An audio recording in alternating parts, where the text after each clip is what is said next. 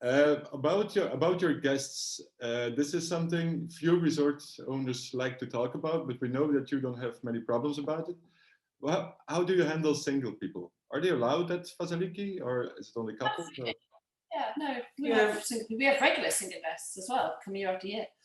I think we've sort of got the opinion that we've had two issues with single people or single men in particular in 15 years. So I don't think it's that bad, and we dealt with it very quickly and it was done. All the other singles we've had, men and females, have been nothing but perfect guests.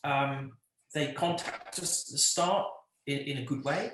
They come and stay with us, and we tend to find they take part in the events that are going on. They eat at the resort with us. They stay for the barbecue. They want to go on the boat trip. They want to sit with the other guests and socialise.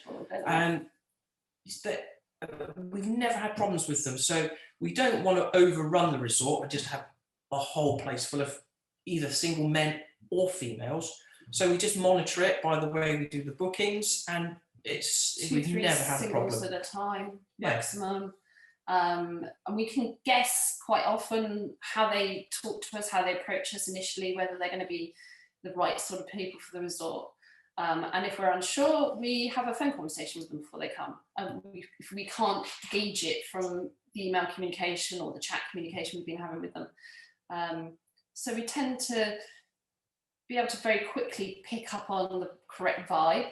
And then once they come out, they're lovely guests. They're really good guests. As we said, we have lots of them that come regularly. Yeah. And some that weren't singles initially, some who unfortunately have either separated or widowed. Of course, they are always going to be welcome with us. They're part of the family, so absolutely need to come back. And then you've got to think about it the other way around as well. The singles who are coming now might get a partner in the future. So you don't want to exclude that. That's not fair. I think if you treat a single person wrong now by just saying no, we don't want you, is a big business mistake. I really think the resorts need to just think about what they're doing, because all these single people might not be single next week, and you've lost the customer.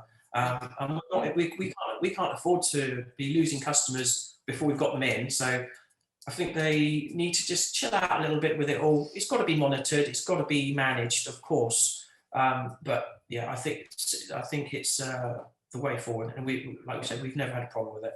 Yeah.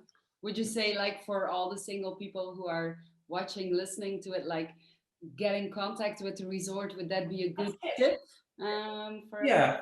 I think what the issue can be sometimes is with the way we communicate nowadays. Everything's done through email or through tweeting or Facebook or whatever, which is brilliant. I think it's a good way of marketing and communicating.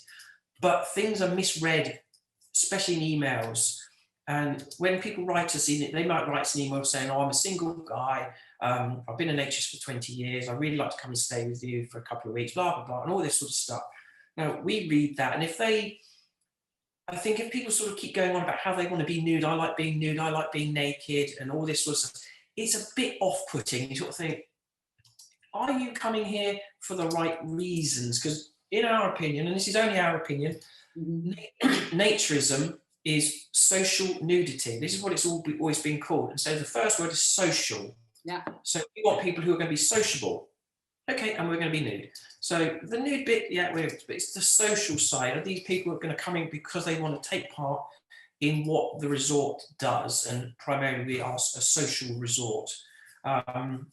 So we do get our fair share of very, very entertaining emails, which we keep, and we read them occasionally just to cheer us up if we're feeling a little bit down. But that's we get the book that comes one maybe. But we can pick them out quite quickly. We've been in it long enough, and even with a phone call, we get them. We get some strange phone calls, and with the old classic, "Are you naked right now?" And you think, "Oh, please." So I think genuine naturists know how to communicate with naturist resorts, and they just need to know what they're talking. We get people who contact us who have got no idea what naturism is about, and you get all the questions that we all know, the questions that we get asked about men's bits and pieces and all this, and you're like, just read up about it. There's enough information online. Find out what you're doing. Find out what it is, what naturism is, and then make contact with the resorts. Yeah. And they'll be fine. I'm sure they will.